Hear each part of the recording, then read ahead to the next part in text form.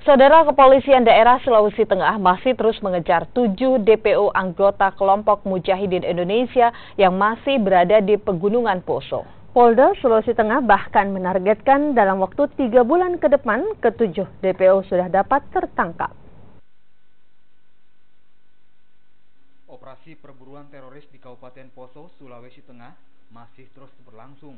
Operasi Tinombala untuk menumpas teroris Mujahidin Indonesia ini telah diperpanjang hingga 3 kali di tahun ini. Polda Sulawesi Tengah bahkan menargetkan ke-7 DPO ini akan tertangkap dalam waktu 3 bulan ke depan. Selain itu, Polda Sulawesi Tengah juga telah melakukan berbagai operasi untuk menangkal masuknya teroris lain ke Poso.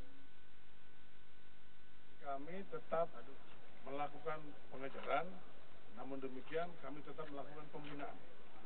Kita hard approach dan soft approach. Kita tetap melakukan pembinaan terhadap jangan sampai kita kejar kelompok yang 7 ini, tapi paham radikalnya masih ada di kampung-kampung.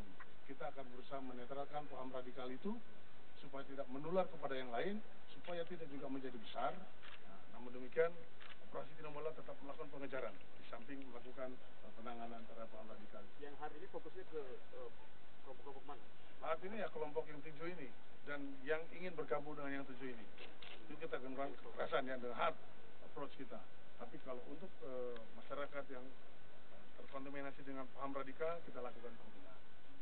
Operasi Tinombala 2017 ini melibatkan ribuan personil Polri, dibantu TNI dari Angkatan Darat, Angkatan Laut, dan Angkatan Udara. Sementara ke-7 DPO tersebut salah satunya adalah Ali Kalora yang dianggap sebagai pemimpin kelompok yang tersisa.